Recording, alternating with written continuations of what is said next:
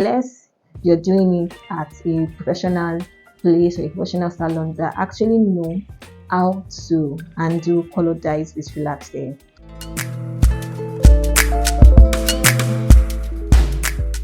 Hello guys, welcome back to my channel. If it is your first time seeing this page, I welcome you to this channel. And if you're a return subscriber, what's up guys? How have you been? In today's video, I'll be sharing with you things you need to consider before you relax your hair. It's been like a trend for people for natural girlies to transition to relaxed hair, like since sometimes late last year, like people have been constantly transitioning from natural hair to relaxed hair, and different people with different reasons of transitioning back to relaxed hair. So I really don't know why everyone is upping on that background of transitioning back to relaxed hair. So I'll put out a disclaimer. If you know your hair is damaged, is experiencing breakages, and is not faring well, or your hair is colored, then I don't think this video is for you, because you have no business with relaxing your hair. No, it doesn't work. Relaxers and color treated hair don't mix. Like, just stay away from relaxing your hair. And if you're anti-relaxer, I also feel like this video is not for you. But if you really still want to watch it, don't go anywhere, sit back, relax and watch. Without further ado, please let's dive right into the video. Before you go for a relaxer or before you get your hair relaxed, you need to conduct a proper research about what you're about to delve into. As with anything, if you plan on traveling to a new country or to a new city, you actually need to conduct research about how those people behave, their way of life, their culture, their language, how they communicate with one another, their values, how they dress, and things like that. The same thing applies to when you're about to delve into a new thing, something entirely different from what you've been used to in the past. So it's very important that you conduct a proper research about what you're about to delve into. Conduct research about what relaxed hair is all about, cares for relaxed hair care particular to relaxed hair. You need to know the requirements for relaxing your hair. You need to actually know the changes you are about to undergo as a relaxed hair girly. For someone who has been natural for our entire life, or somebody who has been natural for a very long time, it's very important that you conduct a proper research about what you're about to delve into. You also need to understand the different brands of relaxer that are available for you on the market. There are different relaxers in the market. You have the regular strength relaxers, you have the mild strength relaxers, and you have the super strength relaxers. Most especially for relaxed hair, it is very important and advisable that you go for the regular based relaxer because it's more gentle on the scalp and on the hair as well. Do not go for anything more than the mild strength relaxer because it might not be so friendly to your scalp and hair. You can also go for mild strength relaxer, but definitely not super strength relaxer. So either regular relaxers or mild relaxers. There are different brands on the market, different relaxers brand on the market, depending on your locality, depending on what you can find where you stay. Just determine and understand that specific brand of relaxer you are about to start using. Switching between relaxers is not the best practices. It's better that you stick to one relaxer for your subsequent relaxer touch-ups. Do not use one relaxer for this particular touch-up and in the next few months you are switching to an entirely different relaxer. It's not so good for your hair and it's definitely not the best relaxer treatment practice for your hair. Staying consistent is advisable and is much more preferred. You also need to consider how often you're going to start relaxing your freshly relaxed hair. Depending on your hair type, depending on your hair texture and how quickly your hair grows, if you decide to space out your relaxers, you need to understand how best to actually care for your relaxed hair when it's undergoing a relaxer stretching period. You can check, I'm going to attach video. I have a video for you guys, talking about how best you can handle your hair when you're relaxer stretching. So I'm going to put the link above here, either on the sides of the screen, so you can check that video out and know how best to care for your hair when you're relaxer stretching. You also need to ask yourself if you're mentally ready, if you're physically ready for the upkeep and maintenance that comes with relaxed hair. Like, natural hair is different from relaxed hair. Don't let anybody deceive you. Natural hair care is actually different from relaxed hair care, because relaxed hair is more perceived to be fragile because it has undergone a relaxer treatment. Sometimes you may require to go to a healthy hair salon to get your relaxer touch-ups done. For me, I don't self relax yet. I go to a professional salon to get my relaxers done, because I know that they are well equipped to actually handle my hair for that particular service I'm going there for. So it's important, if you think your relaxed hair, your freshly relaxed hair would subsequently require you to visit healthy hair salon, I think you should actually invest in that. Like, it's a very, very good investment. You're going to get the exact worth of what you've invested your hair in the long run. So do not even bother about it. Just once in a while, like if your relaxer stretching for like 6 months or lesser than that, it's just 3 times in a year or even twice in a year. So I think it's something we can actually consider too, like going to healthy hair salons to care for your hair.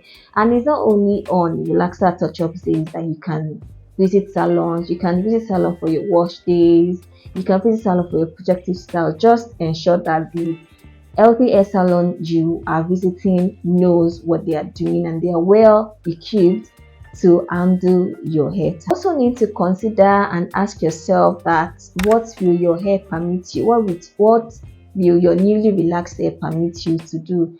As for natural hair girlies, they are at liberty of twisting their hair, braiding their hair, installing their mini braids, and just having all those bouncy nice curls and bouncy twists. Relaxed hair is kind of limiting in texture because you've already processed your hair and all those curl bonds have been broken down. So you don't really have that curl, all those curls that a natural hair girly or a natural hair would actually have. So it's kind of limiting. There are some styles you can do with your hair that you cannot do with your relaxed hair, that you can do with natural hair but you can't do with your relaxed hair. You also need to consider the importance of protective styling. You need to know what kind of protective styles you would be attracted to. You need to know the kind of protective style that your hair would love, or you need to know the kind of protective style that suits your lifestyle, or the ones that you think your hair would like. You need to know how long you're going to be keeping your protective styles in for. Then you also need to consider how accessible your hair that is locked within the protective style is going to be. Like, you need to be able to care for your hair even while it's in protective styles, especially protective styles that involve you using extensions or attachments. You need to consider that, okay, if I'm going to make this kind of protective style, will I be able to actually care for my hair? Like, best protective styles now are like braids. I think braids still afford you the access to care for your hair even while the protective style is installed. You need to ask yourself this question: how can you go about having a healthy relationship with it without causing your strands unnecessary breakages? Because relaxed hair is very fragile in nature, you need to limit the use of your heat appliances on a daily basis. You don't have to use your heat tools or your heat appliances on every single day. All you just have to do is, you can schedule when you blow dry your hair. You need to schedule when you use your hair tools like straighteners. You also should not underestimate the fragility of relaxed hair, because relaxed hair is very fragile. I've never been natural before, but I can tell you for a fact that relaxed hair is much more fragile than natural hair. And if you ever had an effective or a feasible routine while you were natural hair, you can actually incorporate that into your relaxed hair too when you get your relaxer touch. So you need to consider the fact that relaxers are for the hair, are for your strands and not for your scalp. You should avoid relaxers touching your scalp at all costs. If you go to the salons, tell them to refrain from applying relaxers to your scalp because you might get severe burns from the relaxers if you get relaxers on your scalp. Okay, to find a routine, you need to find a routine that works for relaxed hair, and you need to stay consistent. You need to have a structured routine. Simplify your routine to suit your hair and to suit your lifestyle. It doesn't have to be sophisticated, it doesn't have to be complicated at all. You can have a simple, basic hair care routine and it will be effective for your hair. As with your natural hair, you also need to be consistent with your relaxed hair. You need to have a consistent stretching period for your relaxers. You should not be relaxing your hair so frequently. You also need to have a trim schedule, like when do you want to schedule your trims for. For me, I schedule my trimmings for when I go for a new relaxer touch-ups, like every 4 months or every 5 months. My relaxer stretching period is coming to an end by August 31st, and of course I'm going to get a trim when I go to the salon for the touch-up. So you also need to schedule a convenient trim schedule for your hair. Get your relaxed hair. When you get your natural hair relaxed, you should be careful not to get permanent color dyes for your hair because permanent colors and dyes don't work. They don't work with relaxed hair because I've seen a lot of videos on the internet that people are actually relaxed and they got their hair bleached or they got color dyes and it totally damaged their hair. So relaxed hair is already fragile and is already compromised, is in a compromised state already. And I don't think adding a permanent coloring is the best thing. People say that you can actually use a semi-permanent color dye, but I think it's just better to stay safe and stay away from anything dyes. So relaxed hair and dyes are like words apart. They don't actually come together. So stay away from dyes if possible. If you're somebody that loves dye, please don't relax your hair. Let me just say that it's better you stick to your natural hair for the time being than you going for a relaxed hair or you going for a relaxer touch up and getting a color, unless you're doing it at a professional place or a professional salon that actually know how to undo color dyes with relaxed hair. Any other thing from that, I don't advise you to do that. Occasionally, you would actually notice a distinction between your hair and your new growth. So because relaxed hair is now straightened and it does not have all those curls that your natural hair used to have, you would see two textures, which is the straight texture or and the new growth that you're just seeing. It's very normal, so don't be scared.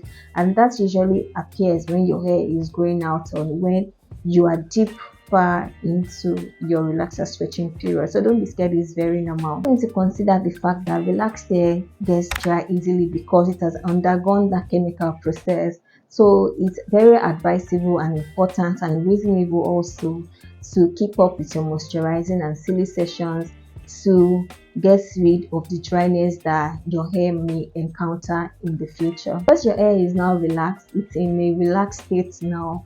For every relaxer touch-up that you go for, you need to follow up with an intensive deep conditioning session to replenish your hair of the lost moisture of all those nutrients that it has lost during the relaxer treatment. So when you get a relaxer touch-up, wait for about 4 days or 5 days or even a week before you get an intensive deep conditioning. You can get the deep conditioning done at a salon or you can do it yourself. As long as you have the necessary product that you would need for the deep conditioning session. Underestimate the fact that relaxed hair is very fragile, so it is very prone to unnecessary breakages. Not comb your hair while it is wet because that may cause unnecessary breakage for your hair. These are all the things I've noted down for you guys. These are the things you need to consider before you get that relaxer. Not every hair needs to be relaxed, to be very honest with you. If your hair is in a state of despair, if your hair is presently damaged or it's not just up to par with you getting a relaxer treatment done, I would advise that you wait it out or just suspend the thoughts of you getting a relaxer. If this video was very helpful to you, if it was very enjoyable to you as well, please don't forget to like, Don't forget to share to someone who would also benefit from the things I've noted out. And don't forget to drop your comments down in the comment section below. I would love to see your comments.